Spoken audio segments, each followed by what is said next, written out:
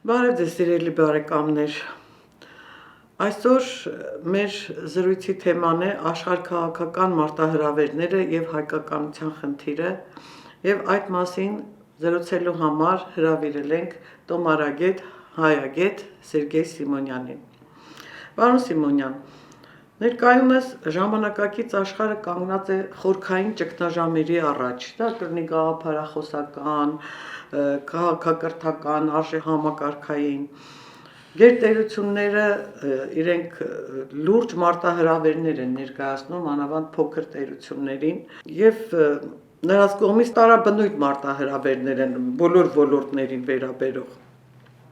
Այս մարտահրավերները հաղթահարելու համար ազգերը փորձում են անցնել իրենց ինքնությանը, նորից վերականգնեն իրենց ինքնությունը, դառնան իրենց արմատներին։ Կարծես բնությունը կամ տիեզերքն է ստիպում, որ ազգերը դա անեն։ Այս համատեքստում հայ ժողովուրդը ունի մեծ փորձ, որովհետև երկար ժամանակ պետականությունից զուրկ լինելով ազգությունը հատեստ իր վրա է վերցրել նաև այդ պետության դերակատարությունը, այսինքն այդ ինքնությունը պահպանելու, ազգությունը պահպանելու, իր պետության այդ գործառույթը վերցրել է նաև իր վրա։ Դրանով պահպանվել է հայկականությունը եւ հայկականությունը մեզ համար եղել է ոչ թե սովորական, այսպես ասենք, պատկանելություն, այլ գիտակցված էութենական միասնություն, ինչպես Նժդեհն է ասում։ Դրա վրա էլ խարսխվել է հայ ժողովրդի գոյատևումը եւ շարունակականությունը։ Եվ այդ հայկականությունն է, որի շնորհիվ մենք մինչև այսօր կանք, որ դրանով մեր ազգը փորձել է փոխարինել նաեւ պետություն ասվածը, որը չենք ունեցել։ Խոսենք այս մասին, ինչու է հայկականությունը ներկայացվում, ասենք, որպես համաշխարհային ճգնաժամից դուրս գալու միջոց։ Շատ բարի։ Նախ աշխարհաքաղաքական մարտահրավերների եւ հայկականության խնդրին անդրադառնալը ես գտնում եմ,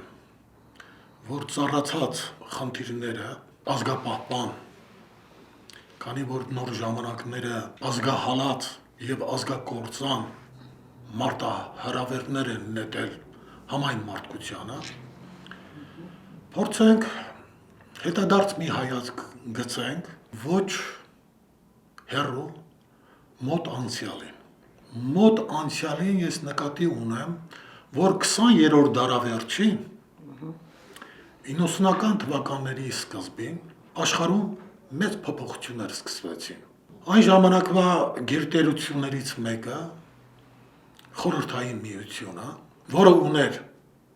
հզոր ռազմական, սակայն սոցիալ-տնտեսական խախուտ կառույց, փլուզվեց։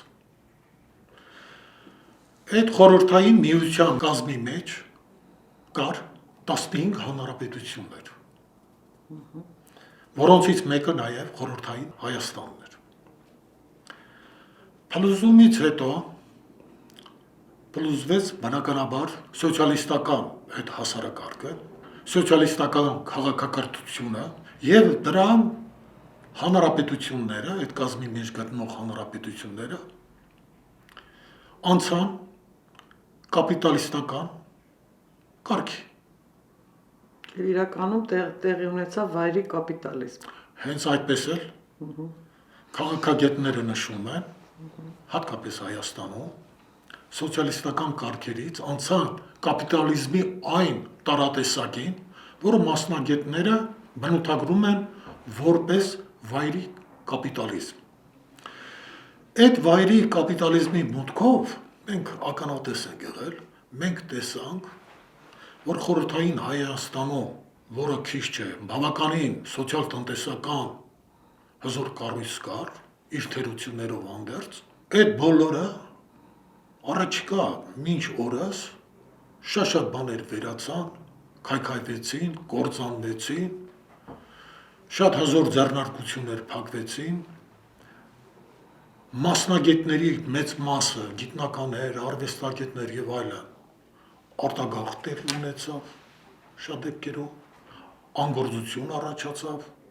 Մի խոսքով այդ հանրապետությունները հայտնվեցին քաոսի մեջ, կապիտալիստական քաղաքակրթությունը, որտեղ հիմնականում արտադրության միջոցների սեփականատերեր հայտնեցին, այսինքն պետական սեփականությունը զիջեց իր տեղը մասնավոր սեփականությանը։ Եվ մենք տեսանք, թե ինչ բացասական դեր խաղաց առավել եւս Հայաստանի համար այդ անցումը։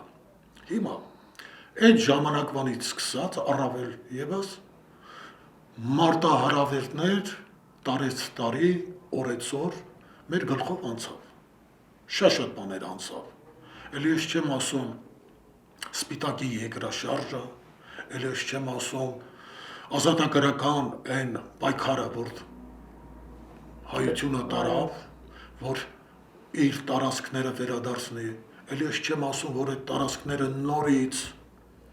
այդ աշխարհաքաղաքական ուժերի չարաբաստիկ օգնությամբ, գործնեությամբ նորից հետ վերցրեցին, բռնագաղթեր տեղի ունեցավ եւ շատ բաներ։ Հիմա այստեղ հիշեցրեցիք մեծը Նժդեի խոսքը եւ Նժդեը ինչ էր ասում։ Ասում էր, որ Հայաստանի քաղաքական անկախության կորուստի փաստով հայու համար պետության դերը պիտի կատարել ազգությունը։ Այո։ Եվ մեր ազգությունը դա կատարել է, որ մենք մինչև հիմա կանք որպես ազգ։ Ես չի ասի լիարժեք ձևով, բայց կատարել է։ Այո, մենք մինչև հիմա կանք, բայց մեծ կորուստներ ենք ունեցել։ Այո։ Շատ մեծ կորուստներ, տարածքային կորուստներ, մշակութային կորուստներ, արժեքներ եւ այլն։ Այստեղ շատ կարևոր է այս մարգարեական դիտարկումը անել, Նժդեը որ դիտարկում է, այսինքն ազգությունը օժտված է այնպիսի հնարավորությամբ, որ այդպիսի պետականության քաղաքական անկախության կորուստի պայմաններում իր ձեռքը կարող է վերցնել պետության դերը։ Այո։ Պետության դերը։ Եվ ներկա ժամանակներում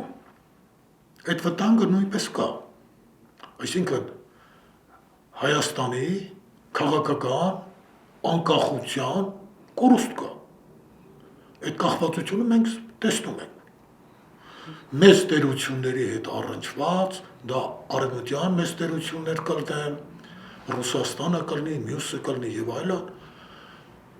Այդ քաղաքական անկախության կորուստը կա եւ հետեւաբար հայկականության խնդիրը պետք է լինի, որ ազգությունը կարողանա այս խառնակ ժամանակներում իր բոլոր հնարավորությունները օգտագործի եւ կարողանա պետության դեր կատարել։ Սա շատ կարևոր դիտարկում է։ Եվ Նժդեը նաեւ նշում է, որ ազգային գոյության խնդիրը դա հայոց պատմության դարերով շարունակ Առանցքն է։ պատմության առանցքն է։ Այո։ Ազգային գոյության խնդիրը։ Եվ նաև նա շարունակում է այդ իսկ պատճառով, չէ՞, հայ մարդու համար որպես բարձրագույն արժեք, սրբություն, հեղինակություն, ուրեմն պիտի դառնա հայկականությունը։ Իբրև գիտակցված ազգային միասնություն։ Այսինքն հայկականությունը պիտի դառնա իբրև գիտակցված ազգային միասնություն։ Մենք հայկականության մասին բազմիցս անդրադարձել ենք, խոսել ենք, մեկնաբանել ենք, լուսաբանել ենք, բայց այստեղ ես ուզում եմ անդրադառնալ շատ մի կարևոր աշխարհաքաղաքական մարտահրավերների հետ կապված մի կարևոր հարցի։ Այդ աշխարհաքաղաքական մարտահրավերները ներկայիս տեղեկատվական լրահոսը, որ ամեն ժամ, ամեն օր ներկայացնում են ամբողջ աշխարհի մարդկությանը, հայությանը, կա տեսանելի կողմ ունի, տեսանելի, որ մենք լսում ենք, տեսնում ենք եւ այլն, բայց ես կասեմ, որ այդ մարտահրավերները նաեւ ունեն անտեսանելի կողմ։ Ինչ է նշանակում այդ տեսանելի կողմը, այն ինչ որ մենք տեսնում ենք, լսում ենք, այս նոր ժամանակները իրենց հետ բերում է նոր դարաշրջաններ, ժամանակը իր հետ բերում է նոր դարաշրջաններ, նոր աշխարհակարգ, փոփոխվում են եւ մարդիկ, սերունդները եւ աշխարհն է փոխվում, գալիս են նոր սերունդներ, նոր հասարակարգ եւ այլն, այս ամենը որ տեղի է ունենում, այդ անտեսանելի կողմը աշխարհաքաղաքական մարտահրավերների դա կապված է մի շատ կարևոր հարցի հետ, որ շատ շատերը չեն լուսաբանում եւ չեն անդրադառնում։ Իսկ մենք մեր հանդիպումներում, զրույցներում բազմիցս նշել ենք, որ մենք ապրում ենք ձգան դարաշրջանից, ջրոսի դարաշրջանի անցման խառնակ ժամանակներում։ Խառնակ բառից բուն իմաստով։ Պատերազմներ, աղետներ, առհավիրքներ, ազգահալած, ազգակործան, մարտահրավերներ, այդ ժամանակներում ենք ապրում։ Եվ նաև մենք նշել ենք, որ այս խառնակ ժամանակներից հետո այս տիեզերական զմռանը հաջորդելու է տիեզերական գարունը։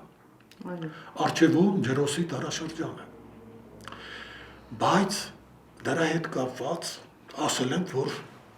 դրա համար առջևում սպասվում է մարդկության համար արևային քաղաքակրթություն։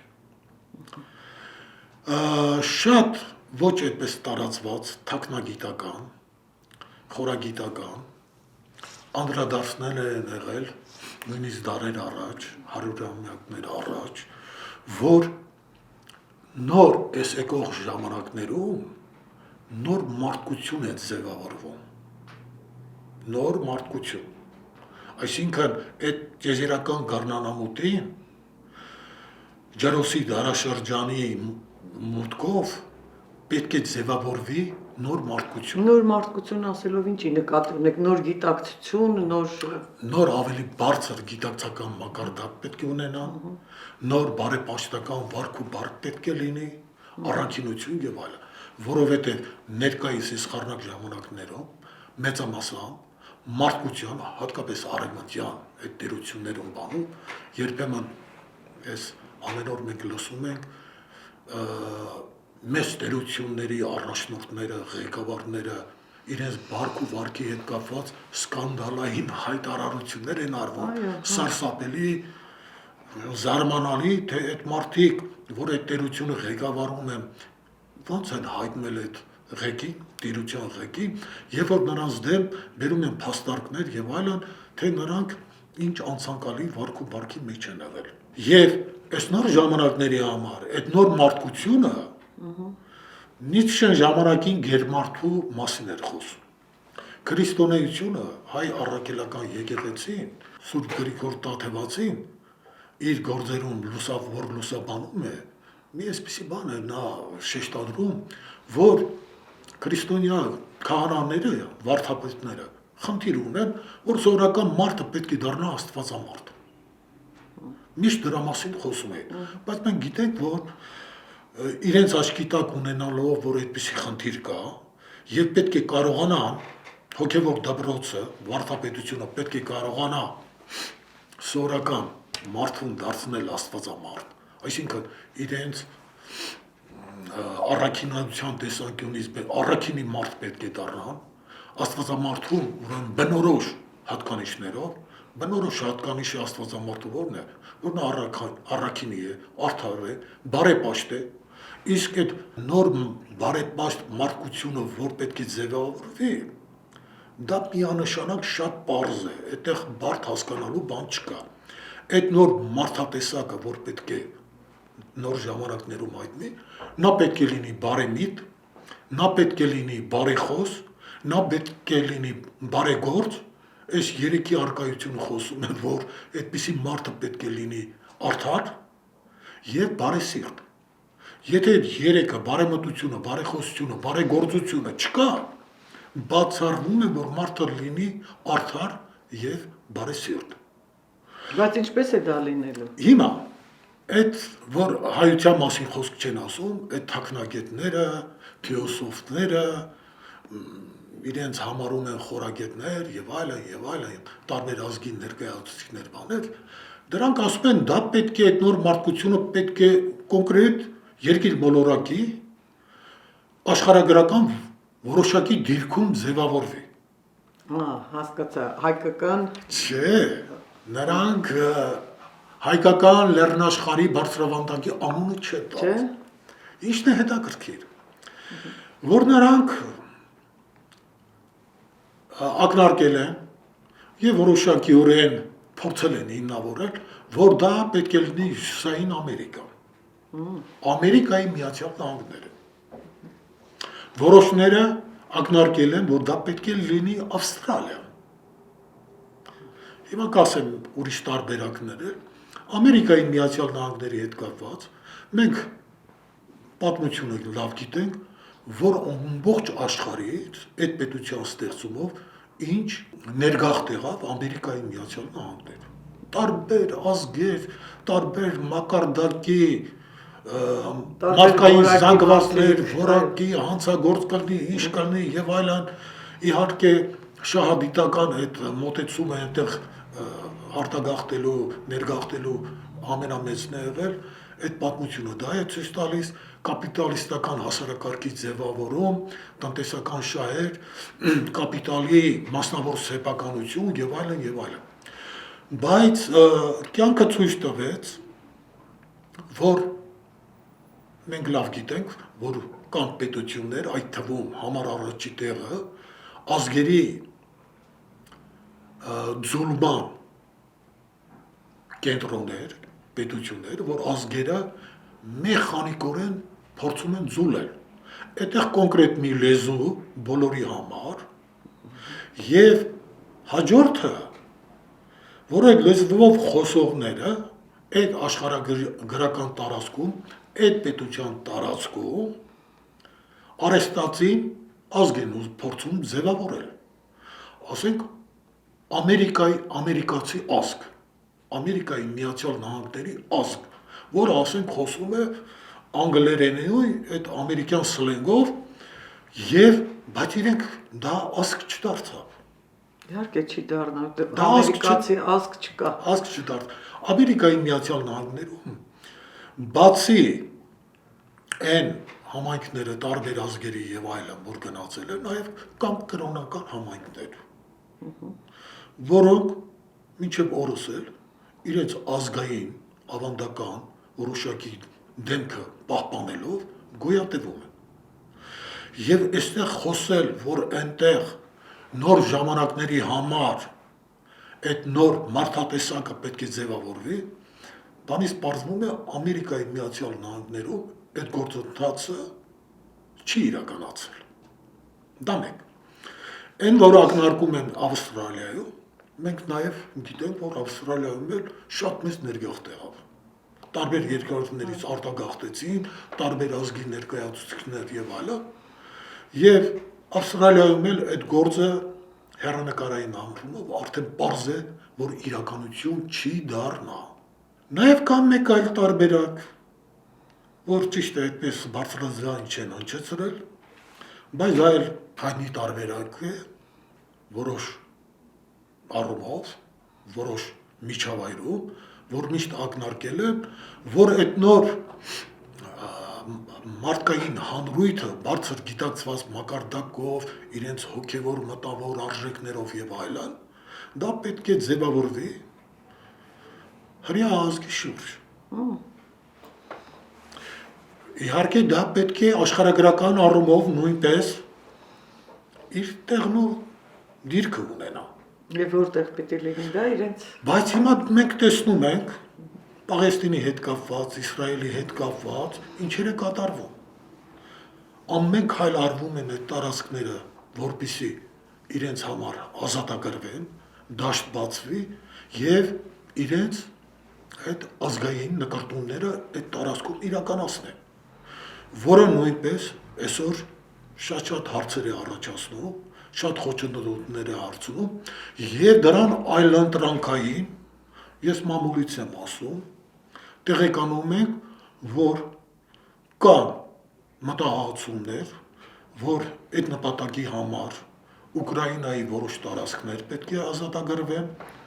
այդ տարածքների համար նաև խոսակցություններ են եղել, մամուլում հիշատակումներ են եղել, կապված Արցախի հետ, եւ շատ սա մտածելու տեղիք է տալիս, բայց մենք առիթը բաց չենք թողել, ասել ենք, որ երկիր մոլորակը կենդանի մայրական օրգանիզմ է։ Այդ կենդանի մայրական օրգանիզմը ունի իր նյարդային համակարգ, ունի իր շնչառական համակարգ, ունի բոլոր այդ համակարգերը, որ մարդը ունի, ինքն էլ ունի։ Եվ բացի դրանից մենք ասել ենք, որ ընդհանրապես այդ կենդանի օրգանիզմը, որպեսզի լիարժեք գործի, ուրեմն նրա պորտը, արևհյուսակը, որ բոլոր օրգանները կապված են դրա ճիշտ, նորմալ աշխատանքից են կապված, գործունեությունից են կապված, որ այդ պորտի արևհյուսակը, այդ օրգանիզմի արևհյուսակը հայկական լեռնաշխարհն է, բարձրավանդակն է, եւ որպեսզի այդ նոր ժամանակներով, այդ նոր մարդկությունը իր գիտակցական բարձր մակարդակով, մեջնեի ասած, գիտակցված էյութենական միասնություն, հայկականությունը, որտեղ պետք է դրսևորվի, հայկական բարձրավանդակում, լեռնաշխարհում, սակայն Նաջդեը մի մարգարեական ուղերձ է նաև մեզ տվել, որ մենք հիշատակեցինք, նա ասում է, որ պետության դերը, այսպիսի խառնակ ժամանակներում մարտահրավերների, իր վրա պետք է վերցնի ազգությունը։ Եվ հայ մարդու համար, որպես գերագույն արժեք, որպես սրբություն, որպես հեղինակություն, ուրեմն պետք է գա հայկականություն։ Հիմա մենք այսօր ունենք աշխարհասփյուր հայություն։ Եվ հայկականությունը, այսինքն այդ գիտակցված էյութենական միասնությունը աշխարհասփյուր, սա մեզ հուշում է, որ պետության դեր պետք է իր վրա վերցնի, սա մարգարեական մի բացահայտում է, որ ներկա ժամանակներում այդ հայկականությունը, աշխարհասփյուր հայության բանդերտ, դա պետք է լինի հայկական, հայոց, ցանցային պետություն, համաշխարհային։ Բայց որպես կենտրոն իր բնորանը պետք է լինի այստեղ Հայաստանի Հանրապետություն։ Իր բոլոր ճյուղավորներով, իր բոլոր գաղութներով, իր ամբողջ սփյուռքով։ Եվ երբ որ Ամերիկայի մասին, Միացյալ Նահանգների մասին ես հիշատակեցի, Ավստրալիայի մասին հիշատակեցի, որ ձախողման են տարել, բայց նաև կար տեսակետ, որ այդ նոր մարդկային հանույթը, նոր մարդատեսակը, որ պետք է ձևավորվի, նաև խոսակցություն կա Ռուսաստանի մասին։ Բայց երբ որ մենք վերլուծում ենք, քննարկում ենք, տեսնում ենք, որպես երկիր մոլորակը մարդկային մայրական կենդանի օրգանիզմ, մենք տեսնում ենք, որ առանց այդ կենդանի օրգանիզմի արևհյուսակի նորմալ գործունեության, արևհյուսակի, իսկ դիմացը արևային քաղաքակրթություն պետք է լինի։ Եվ մենք հիմնավորել ենք, որ այդ առաքելությունը, այգաբերի առաքելությունը, արևի զարմը պետք է արևհյուսակում իր բնորանում միայն նա այդ փորձառությունը ունի։ Եվ որպեսզի իր կուտակված փորձը նա կարողանա համայն աշխարհի համար կատարի, պատրաստի գոյություն ունի աշխարհասփյուր հայություն ներկայ։ Եվ այդ հայկական աշխարհասփյուր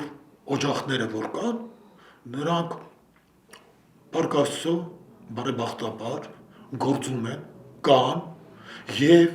արդի ժամանակներում հաղորդակցության հետ կապը գործում է եւ սա ճիշտ կազմակերպելու դեպքում այդ ուրեմն նոր մարդկության բարձր մակարդակի հետ կապված նոր մարդատեսակի հետ կապված ախր հնում էլ մենք ունենք հիշատակումներ, հիշողություններ, որ հայկական աշխարհը հայքը հին ժամանակներում կոչվել է աստվածային երկիր, սուրբ երկիր, սուրբ օրինացք երկիր։ Եթե մի ժամանակ այս տարածքը կոչվել է աստվածների կաճառ, հավաքատեղի, սուրբ օրինացք երկիր եւ այլն, այս նոր ժամանակներում այդ նոր մարդկային տեսակը որպես բարձր ձեռքբերում նորից պետք է այստեղ կատարվի։ Սրա մասին չեն անդրադառնում եւ մենք սկսում ենք հասկանալ արդեն հիմնավոր ձևով թե ինչու 20-րդ դարաշրջանին տեղի ունեցավ ցեղասպանություն։ Այս մեր բնորանում ցեղասպանությունը այն էր, որ այս միջավայրում հնարավորություն չլինի հայ մարդատեսակի միջոցով այդ նոր ժամանակների ժամանակ այդ առաքելությունը կատարվի։ Փաստորեն երկիր մոլորակի վրա Հայկո Բելի ժամանակներից սկսած Արևի զարմ դյուցազունների եւ խառնածին տիտանյանների այդ պայքարը որ գնում է մինչև այսօր լույսի ու խավարի ուժերի միջոցով, այդ խավարի ուժերը միշտ էլ բնականաբար պետք է աշխատեն ամեն ձևով խոչընդոտել։ Այ հիմա մենք կարողանում ենք այս Նժդեհի մարգարեական այս ուղերձի միջոցով, նաև որոշակիորեն հետազոտելով, ուսումնասիրելով, վերլուծելով հասկանալ, թե իրականում ինչ է տեղի ունենում։ Եվ այս աշխարհակաղակական մարտահրավերների տեսանելի կողմը, որ զուտ ուզում են ներկայացնել որպես սոցիալ-տնտեսական շահերի հետ կապված գործողություններ, կապիտալի հետ կապված եւ այլ հարստությունների դա կլինի անդերք եւ այլն, բայց մենք տեսնում ենք, որ անտեսանելի կողմում կան կրոնական, կան հոգևոր անտեսանելի մոտիվացիա, դրդապատճառներ։ Եվ դա հասկանալով մենք պետք է կարողանանք ճիշտ կողմնորոշվել, կարողանանք մեր ունեցած բոլոր հնարավորությունները ճիշտ օգտագործել եւ այնպես անել, որ հայոց առողջ ուժերը հանկարծ չհայտնվեն թշնամու թիրախում։ Դա պետք է արվի այնպես, որ այստեղ հիմնականում պետք է արձանագրվի եւ հայտարարվի, որ այդ գործընթացը բարեպաշտական գործընթաց է։ Այստեղ խոսքը հայկական, ավանդական բարեպաշտության մասին է։ Կարճ հապավումը, որ ասենք, հաբի մասին է, հայկական, ավանդական բարեպաշտություն։ Մենք ասոցիատիվ հիշեցինք հայոց ազգային բանակը, չի, հաբը։ Բայց հետաքրքիր է, որ հայոց ավանդական բարեպաշտությունը սա առանց ջերմամիջուկային զենքի, հրթիռների եւ այլն, սա մի բարեպաշտական հայկական ավանդական ազգային բանակ է, որտեղ ամենահզոր զենքն է օգտագործվում։ Այդ աշխարհի ամենահզոր զենքի մասին առանց հրթիռների, առանց ջերմամիջուկային սպառազինության եւ այլն, մենք ասել ենք հայոց նախնյաց իմաստնությունը դրա մասին մեզ տեղյակ է պահել, որ աշխարհի շինողն ու քանդողը լեզուն է։ Հայոց լեզուն այս երկիր մոլորակի վրա ամենազորավոր լեզուն է։ Աստվածատուր լեզու է, արևաշունչ լեզու է։ Եվ այստեղ հայկականության, այսինքն ազգային 3 հիմնասյուներ կան, որ դրան պետք է մենք անդրադառնանք։ Դա հայերեն լեզուն է, դա հայոց պատմությունն է, եւ երրորդը հայկական մշակույթն է։ Առաջինը հայոց լեզունն է, հայերենն է։ Ուրեմն հայերենը մեզ հնարավորություն է տալիս, դա բարդ բան չի, որպես ոչ միայն հաղորդակցության միջոց, այլ իր մեջ Դա լեզվամտածողություն, իր մեջ այդ ամբողջը ունենալով հանդերձ, որպես ինքնաճանաչողություն, որպես աշխարհայացքի ձևավորում։ Նա այն ինչ որ հայ մարդուն ինքնաճանաչողության աշխարհայացքի համար, ել չեմ ասում հաղորդակցության համար, այդ հնարավորությունը տալիս է անգերազանցելի ձևով, դա հայերեն լեզուն է։ Եվ մեծը Նժդեհը երբ որ ասում է, որ մեր ազգային գոյության խնդիրը չէ, որ մենք նայում ենք, դա հայոց պատմության առանցքն է։ Ուրեմն հայոց պատմությունը մեր գոյության առանցքն է։ Դարեր շարունակ գոյատևել։ Հիմա ունենք մեր գլխով անցած կորուստներ, ձեռքբերումներով հանդերձ եւ լավ, վատ ժամանակներ եւ այլն, մեծ փորձ, ահավոր մեծ փորձ։ Հիմա այս նոր ժամանակներում ավելի շատ հայությունը տեղեկանում է, հին ժամանակներից սկսած առ այսօր, թե մեր գլխով ինչ է անցել, որովհետև տարբեր ժամանակների համար պատմիչները օտար, մեր հայ պատմիչները կլնեն, օտար պատմիչները կլնեն, շատ հիշատակումներ եւ այլն որ կան, այդ բոլորը իմի բերելով, պատճառահետևանքային կապը տեսնելով այդ պատմական ամբողջ ժամանակաշրջանի համար, մենք տեսնում ենք մեր թերացումները, մեր ձեռքբերումները եւ այլն, սա մեծ հնարավորություն է տալի հայ մտածող մտավորականներին, որպեսզի իրենք ճիշտ դասեր քաղեն մեր անցյալից եւ կարողանան այդ դասերը քաղելով, անցյալի դասերը քաղելով հանդերձ ճիշտ գնահատեն ներկան եւ սպասելիք ապագա։ Ուրեմն լեզվի տեսանկյունից մենք դա ասեցինք։ Նաեւ պատմության տեսանկյունից մենք դա արձանագրեցինք։ Դե ցավոք սրտի մինչև այսօր դեռ ոչ ոք մեր, այսպես ասած, մտավորականներից, որը կարող էր առաջնորդել ժողովրդին, այսինքն մտավորական դաս եթե լինի, որը ունենա, ասենք, ժողովրդի մոտ ունենա հարգանք, ունենա, ասենք, որ այդ մտավորականի խոսքը լինի արժեք ունեցող, ինչպես օրինակ հիշում եք 88-ի այդ Արցախյան շարժման ժամանակ մեր մտավորականները իրանք բավականին հարգված էին ժողովրդի կողմից եւ ժողովուրդը նրանց լսում էր անպայման։ Հիմա մենք ցավոք սրտի դա չունենք։ Հիմա ով պիտի այդ գնահատականը տա, այդ դասերը քաղի եւ ինչպես պետք է արդեն շարունակենք մնացած հասկանալի է միջի մասն է խոսքը։ Այսօրվա մեր զրույցը ցույց տալու որ մեծ Գարեգին Նժդեհը ֆիզիկապես մեծ չի, բայց Նժդեհի եւ մեր մեծերի, նախնյաց մեծերի ոգին, ազգային ոգին, միշտ մեզ հետ է։ Եվ այդ ոգին այսօր մեզանում խոսում է։ Այս մեջ վերումները, որ մենք ասում ենք, բերում ենք, ով է խոսում։ Նրանք են։ Մեր շուրթերով ով է խոսում։ Եվ այդ խոսքը, որ մեր շուրթերով հնչեցնում ենք, կենթանի խոսք է։ Դա այն խոսքը չի, որ ինչ-որ տեղ, միտեղ գրված է եւ այլն։ Այսօր կենթանի այդ խոսքը հնչեցվում է։ Ճշմարտության խոսքը հնչեցվում է։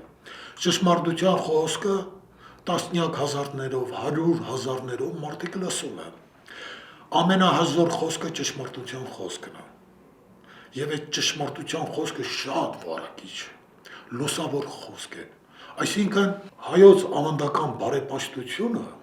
երբ որ խոսքի ձևով հնչեցվում է, դա նոր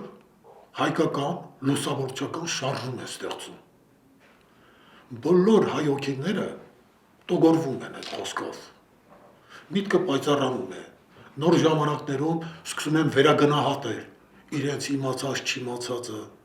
աշխարհայաց ձևավորել, իմանալ ինչ հարստության, հոգևոր մտավոր հարստության ոչ նյութական արժեքների հետ գործում է։ Եվ ես կուզենայի այս առիթով մի շատ կարևոր նաև այդ աշխարհաքաղաքական մարտահրավերների հետ կապված, թե դրանք ինչ ծածուկ մեխանիզմներ են օգտագործում, հատկապես լեզվի կեղծարարության հետ կապված։ Մենք մեր լեզվում ունենք բառեր, հասկացություններ, որ չգիտես ինչու, ժամանակի ընթացքում դրանք Ձեռք են բերել նույնիսկ հակառակ իմաստներ։ Ես այդպիսի մի քանիսը կասեմ, որ այսօրվա մեր թեմայի հետ առնչվում է։ Ավանդույթ, ավանդություն, հասկացությունը, ազգ հասկացությունը, նույնիսկ ասեմ նախաքրիստոնեական ժամանակներում մեր լեզվամտածողություն հայերեն ունենք Աստված բառը, նախաքրիստոնեական ժամանակներում ունենք Աստված բառը եւ ելի շատ բաներ։ Հիմա ես կուզեի հայոց ավանդական բարեպաշտության հետ կապված այդ ավանդություն բառի հետ կապված ասել հետեւյալը։ Հիմա շատերը չեն էլ հասկանում, որ սովորույթներ կան, չէ, որ էլի սերունդ փոխանցվում են, ժառանգվում են, բայց դրանք ավանդույթ չէ։ Ավանդության հետ կապված չէ։ Ավանդույթը արժեհամակարգային հասկացողություն է։ Ավանդությունը։ Եթե այդ արժեհամակարգի կրող չէ, դա լոկ սովորույթ է։ Նշանակում է, որ մենք ասում ենք հայոց ավանդական բարեպաշտություն, դա նշանակում է ամբողջ հայկականության արժեհամակարգի մասին ենք մենք խոսում։ Նաև այստեղ մի կարևոր բան, որ հակառակորդը շտամին արդեն հասցրել է, հատկապես արևմուտքում, խեղել ազգ հասկացությունը, բայց հայության մեջ դա դժվար է բանանը։ Իրենք ազգի փոխարեն ներմուծեցին ազգ հասկացության այդ հասկացության տակ ժողովուրդ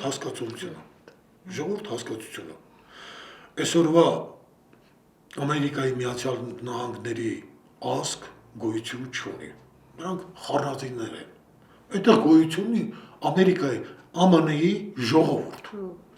Այսօրվա Ֆրանսիայում գոյություն ունի Ֆրանսիայի ժողովուրդ։ Այսօրվա Իտալիայում գոյություն ունի Իտալիայի ժողովուրդ եւ եվրոպական շատ պետությունների ժողովուրդներ։ Նույնիսկ Ռուսաստանում գոյություն ունի Ռուսաստանի ժողովուրդ։ Բայց ի թե դժբախտություն ասեմ, թե բախտավորություն ասեմ, այս մեր փոքրիկ տարածքում Հայաստանի Հանրապետությունում բոլորն էլ գիտեն, հիմնականում մոնոէթնիկ տարածք է։ Այս մոնոէթնիկ տարածքում երբ որ ժողովուրդ բառը օգտագործեն, մոնոէթնիկ, որ 80%-ից ավելի չէ հայերը, այդ չի ասնում, այստեղ գերակշռող, դոմինանտ բանը հայ ազգն է։ Եվ այստեղ, այս փոքրիկ տարածքում, ուրեմն մենք տեսնում ենք, եթե պետություն պետք է լինի, դա չպետք է լինի ժողովրդային պետություն։ Դա պետք է լինի հայկական պետություն, ոչ թե Հայաստանի պետություն։ Այստեղ պետք է լինի հայոց պատմություն, ոչ թե Հայաստանի պատմություն։ Այստեղ պետք է լինեն հայկական արժեքներ, ոչ թե ինչ-որ ժողովրդային արժեքներ։ Ուրեմն մենք տեսնում ենք, այս լուսաբանության ակունքում, այս մոնոէթնիկ միջավայրում առողջ ուժեր կան, եւ դա շատ լավ հասկանում են, եւ մոտիվացիան, այս ինչ որ մենք ասում ենք, դա բարեպաշտություն է։ Այստեղ ինչ որ զինված, չգիտեմ, անօրինական ոչ մի բան չկա։ Կա ազգերի ինքնորոշման Միացյալ Ազգերի կողմերից ընդունված դրույթ, որ ազգերը իրավունք ունեն ինքնորոշման, ազգային իրավունքները չպետք է ոտնահարվի, չնայած մենք տեսնում ենք ոնց է ոտնահարվում։ Դրա համար հայ ազգը իրավունք ունի իր իրավունքները բարձրաձայնելու, պաշտպանելու։ Հիմնական խոսքը սրան է վերաբերում եւ այդ երեք հիմնական հիմնասյուներից մեկը նաեւ մշակույթն է։ Անշուշտ։ Ազգային մշակույթը։ Հիմա երբ որ մենք ասում ենք, արդեն շատերն են կռահել, որ բնորանում ունենալով կենտրոն հայոց ազգային պետականության համար, այդ պետականությունը նույնպես որպես հայոց համահայկական ցանցային պետություն, մենք ինչ ենք տեսնում, որ այդ պետության կենսագործունեության համար առաջին խթանը, իրականացումը, կյանքի կոչումը առանց ազգային մշակույթի հնարավոր չի։ Առանց լեզուն իմանաս, պատմությունը իմանաս, բայց մշակույթն է, որ կյանքի կոչում այդ ամեն ինչը։ Իսկ մենք էլի առիթը օգտագործել ենք եւ ասել ենք, ցանկացած հին ազգի, քաղաքակիրթ ազգի համար, որին բնորոշ է աստվածատուր հավատքը, գիրը, տոմարը, ծագումը եւ այլն, ուրեմն մշակույթի տիպաբանության կարևոր արժեք, կարևոր, այսպես ասած, գնահատական է տալիս տվյալ ազգի տոմարը, օրացույցը։ Առավել եւս եթե այդ օրացույցը, այդ տոմարը աստվածատուր տոմար է, առավել եւս որ այդ տոմարադիրը հայոց եռամեծ եւ յոթնալույս հայք հավատարն է, նահապետն է։